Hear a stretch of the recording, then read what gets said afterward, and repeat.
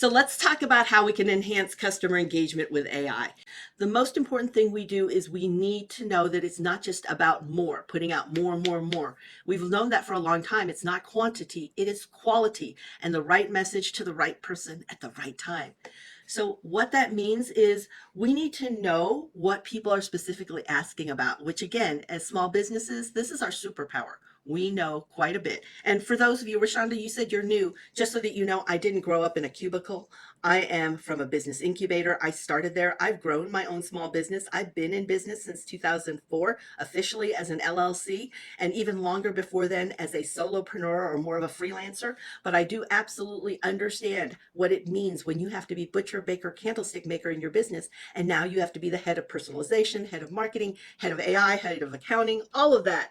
So knowing that information is what we can actually take advantage of, what they recently bought, what they clicked on, what stage they are, not just in experiencing the problem that you solve or in working with your product, service, and solution, but in also where they are even in a stage of awareness and understanding that they may even have a problem that needs to be solved. Some people might just think life is hard and this is it. They don't know that there's a solution. So you want to make this experience more relevant. So here's the test, the litmus test. If you send something out, if you post something, if it lives on your website, would this feel useful to the customer or would it feel random? Now I see a lot of people entertaining online. Oh my gosh, they do so much entertaining. And it's funny as heck. But when I'm done watching something so funny, I have no idea at all what they sold, what they buy, anything that they even have a business.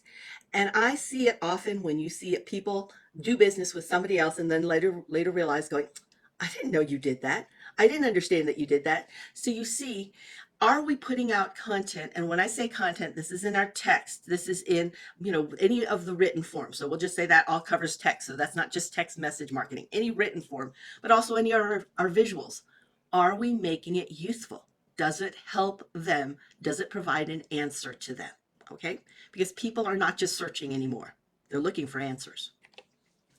So when we look at predictive analytics, we're looking at past behavior to help us make a better business decision of what they could be doing next. So it's that smarter guess, but yes, we are leaning into data to take a look at that. So who's likely to buy, right? Who may be drifting away?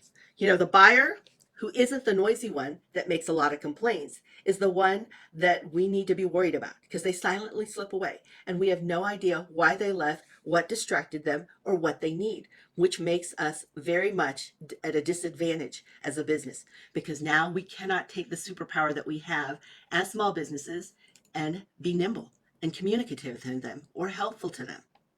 So when I look at these 4 questions, these are ones that you really need to think about looking at your customer database. Who's next?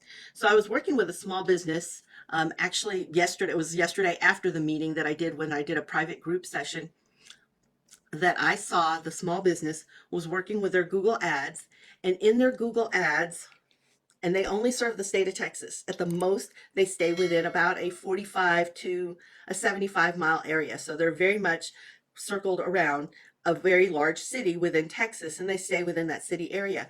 And they were being charged for taxes, for visibility tax and advertising tax in France because they were not targeting their ads at all. So all this money was just being wasted out there showing ads to people in France who are never going to go down the road and buy their product.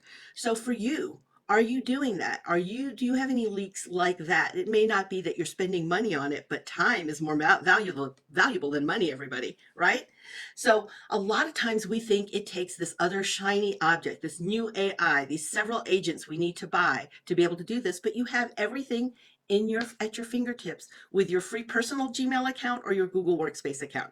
And you see, I'm a bootstrap marketer. That's why I say I didn't grow up in a cubicle. I like free or small fee. So we're going to talk about a lot of this, and I'm going to showcase this to you as we're doing this so you can see how you can use an easy free personal Gmail account or your Workspace account and take advantage of the subscription you already have instead of just racking up subscriptions and racking up expense. All right. Now, your customer data. How many of you are good at saving your customer data and how many of you have to go look at your invoices and billing to see who your customers are, right? So how many? Just think about that. And think about the time that it takes for you to have to search that each and every time if you have to look at your billing and invoices to make something happen compared to if you already had it set up. I am not a teacher of tools. I'm a teacher of systems. Systems is an acronym for Save Yourself Significant Time, Energy, and Money. System. And because you have everything already built in different places or set up and organized in different places, that is a system. So you don't have to create that wheel on the fly, because every time you do, there's a chance for distraction. There's a chance that you'll be interrupted by a need, a customer, and that makes it really hard. That grinding gears when you change from service to thinking is really hard. It's the difference between working in your business and working on your business. So think about this. Think about what are the common questions. What they ask most often is such a critical question. Look at the second column, third one down, third arrow down, that common question that even helps us be seen with AI. That is so important. If you don't believe that AI is into everything, then you need to understand that anybody who says, I don't use AI, needs to stop using their phone and email, because it's everywhere, everyone. It is just like electricity, it's everywhere. And so we need to know that AI is serving up answers now for people when they're searching for product, service, or solution. And they need to know what are the common questions. If you don't deliver it to AI, it's okay. It can go somewhere else.